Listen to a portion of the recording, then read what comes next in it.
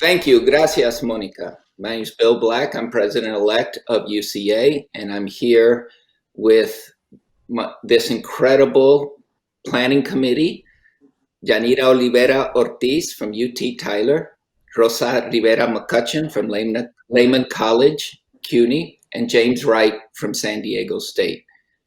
As many of you know, we've done a tremendous amount of work this year to pivot from our in-person convention in San Juan to our virtual convention this year.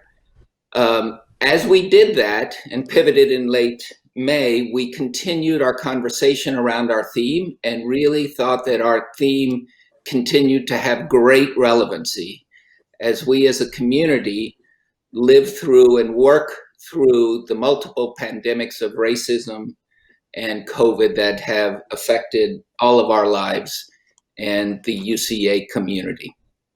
Our theme is rebuilding home, coloniality, belonging, and educational leadership.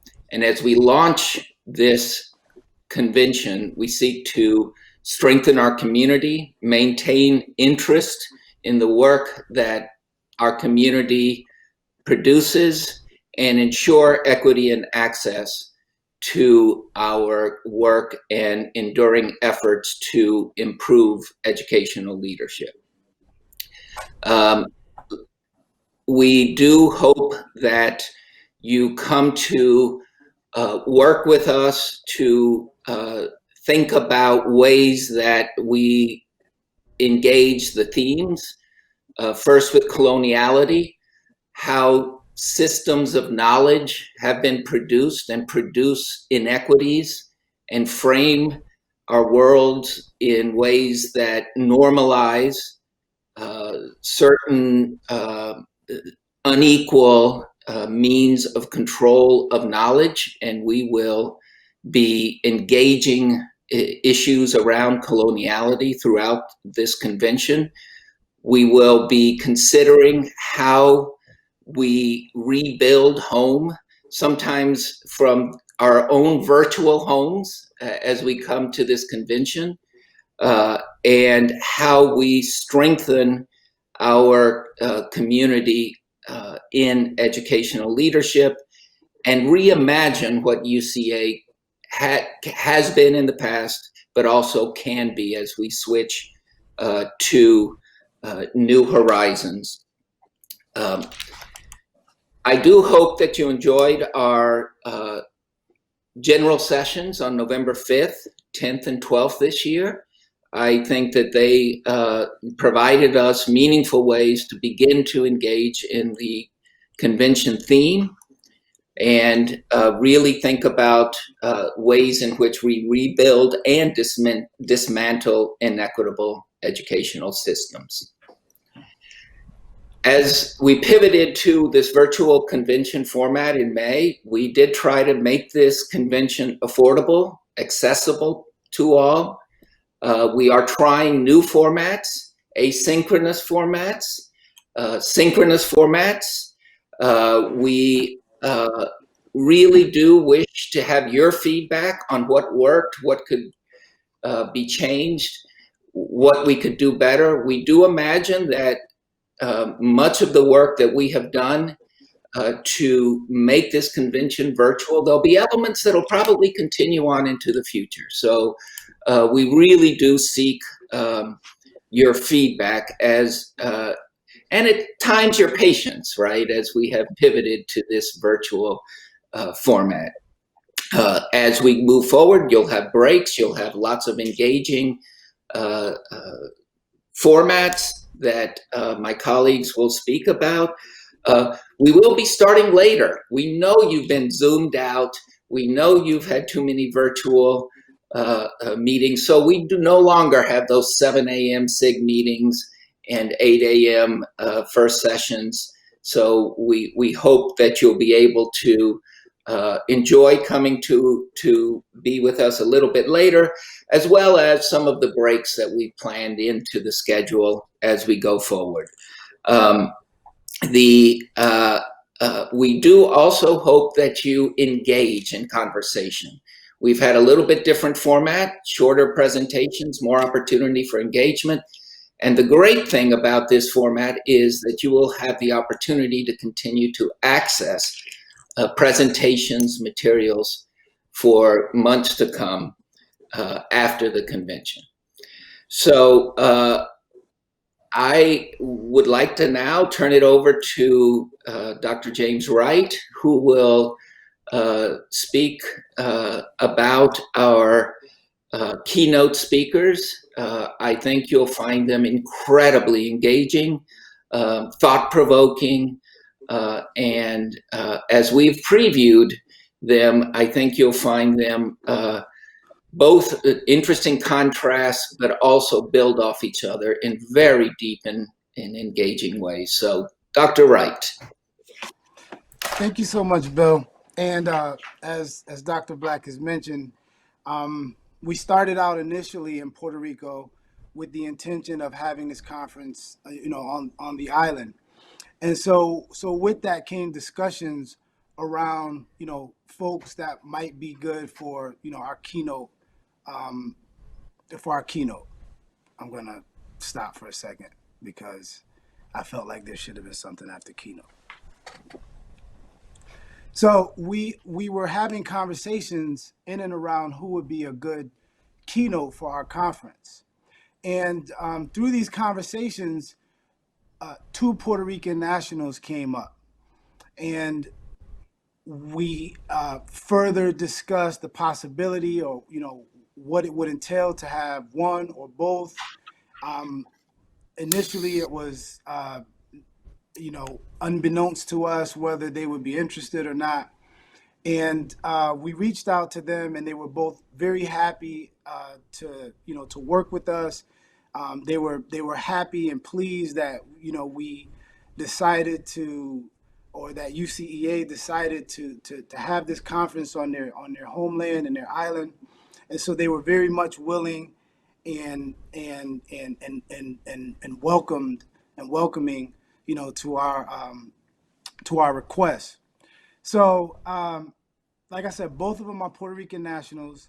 It is Dr. Ramon Gross-Fogel, who is an associate professor at UC Berkeley in the Department of Chicano and Latino Studies.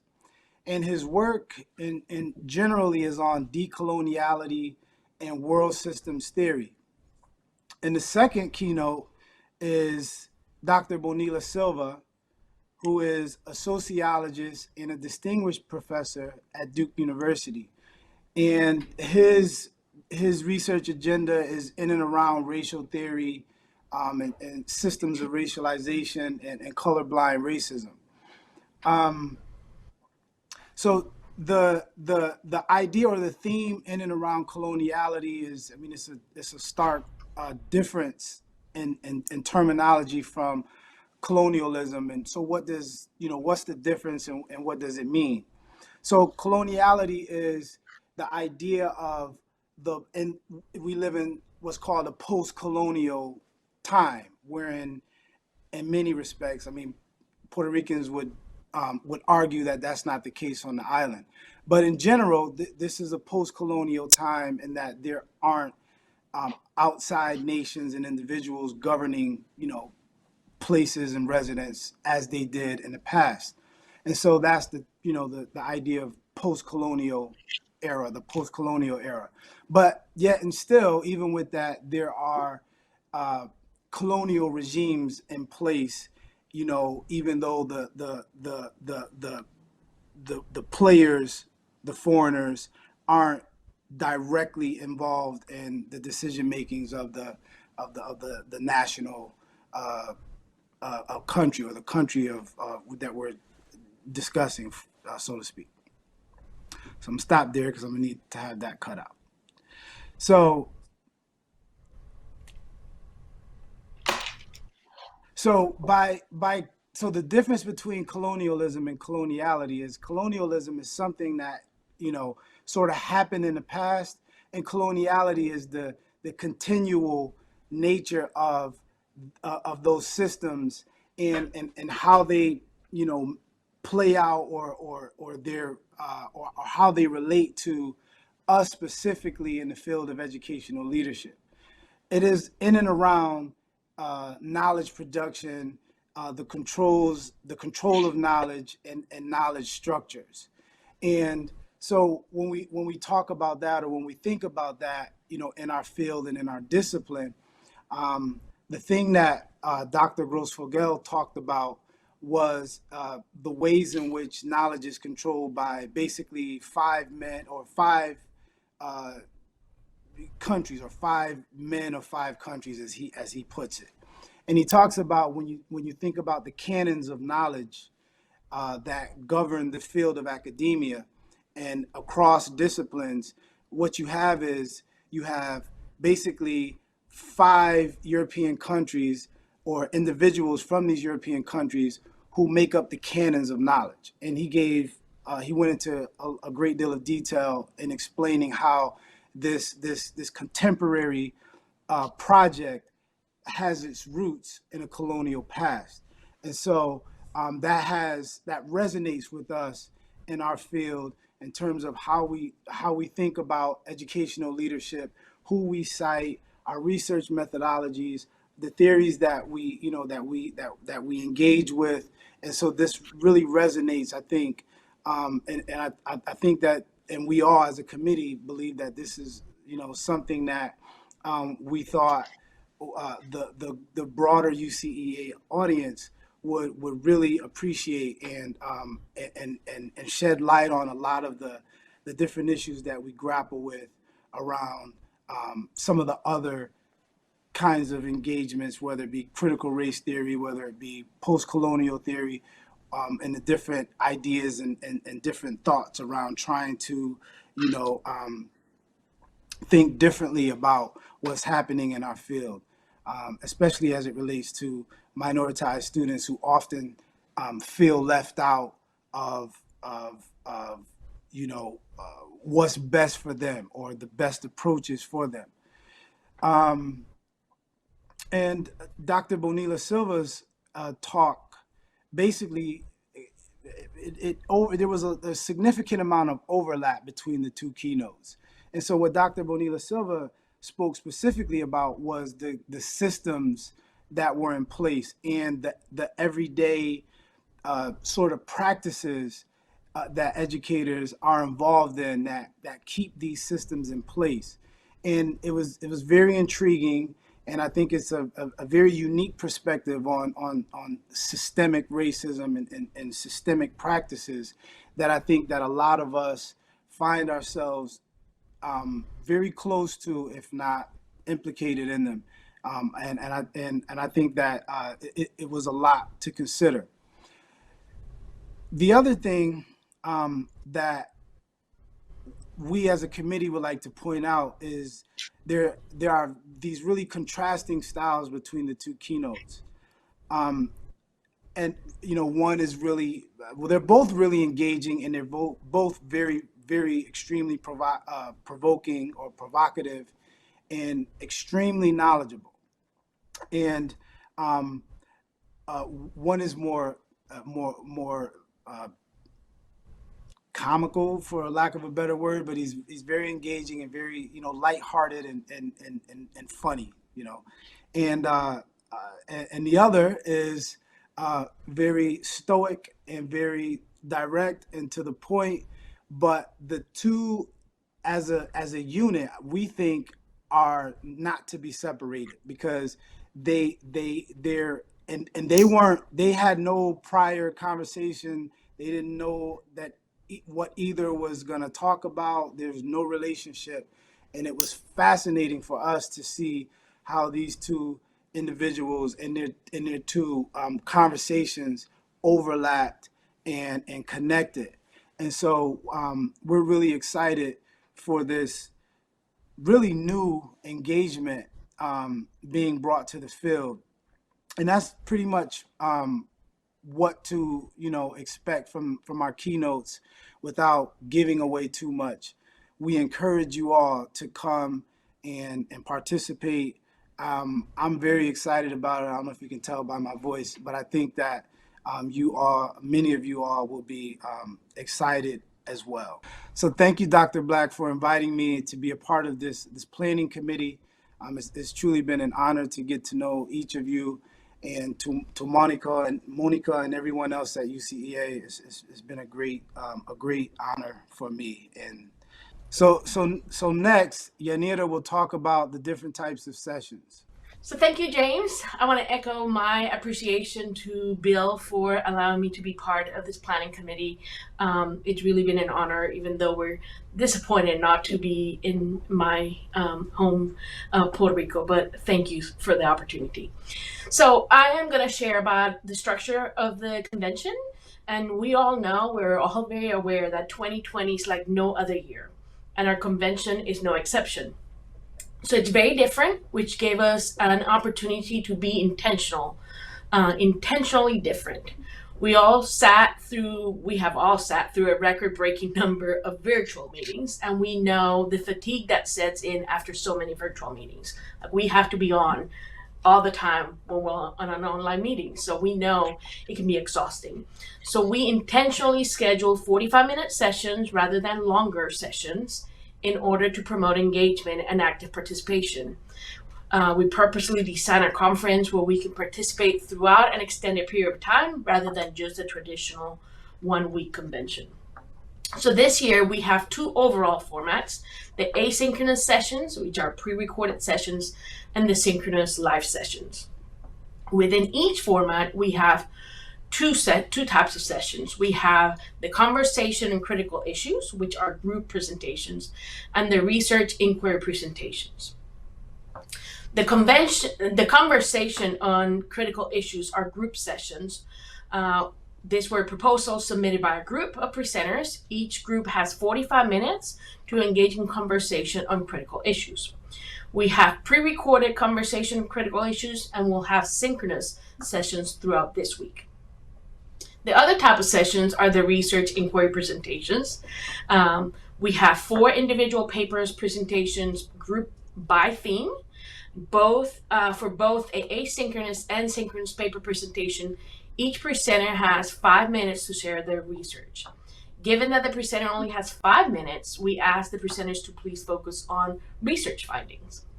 After each individual paper presentation, a digital discussant leads a 25-minute group conversation with the ultimate goal of enhancing and strengthening the presenter's ongoing research. So just like the group sessions, we have all research presentations that are pre-recorded, and we'll also have online live paper presentations throughout this week. We hope that you have started taking advantage of the pre-convention asynchronous sessions. Both critical conversations and research papers have been available since November 9th.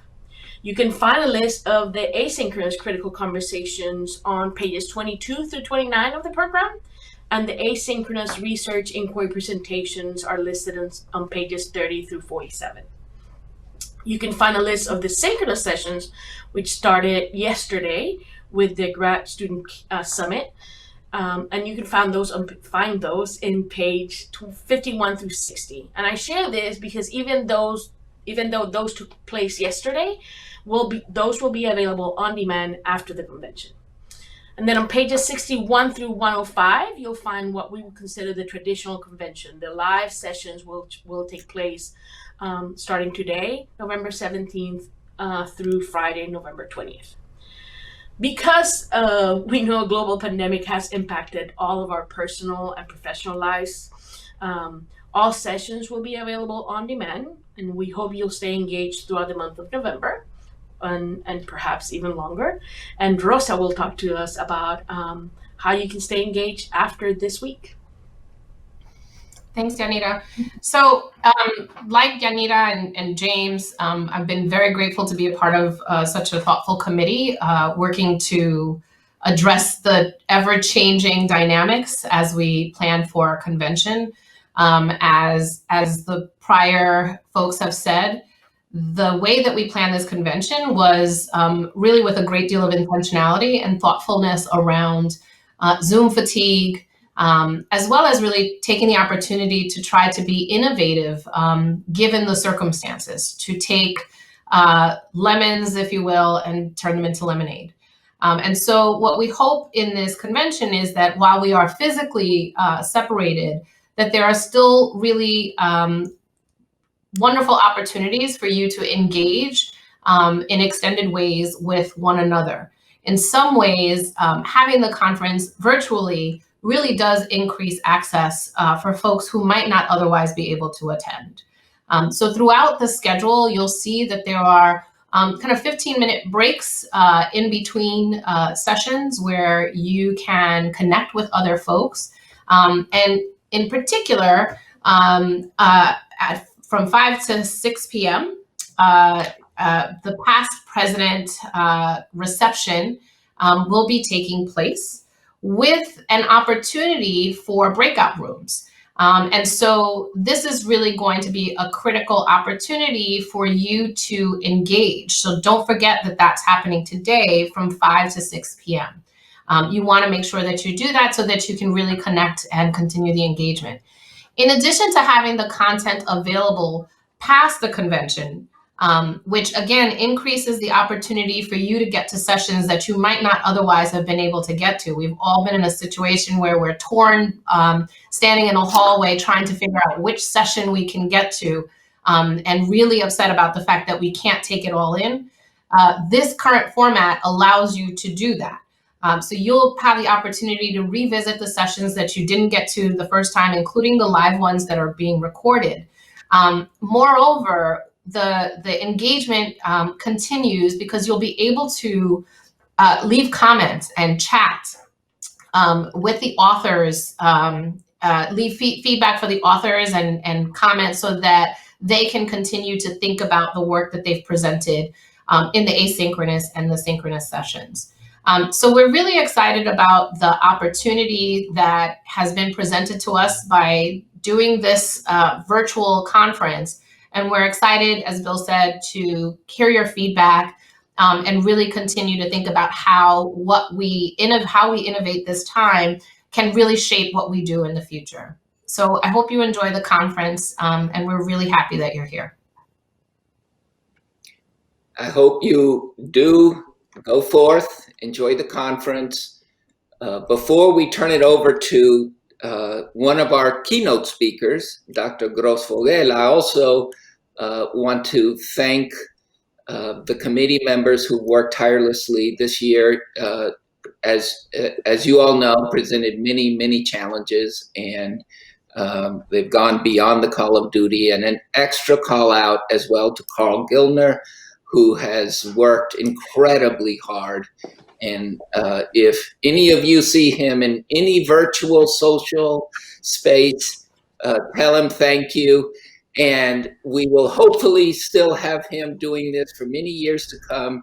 And we'll see him and you in San Juan, Puerto Rico in 2025 when we return to the island for our convention. So without further ado, thank you and enjoy the convention.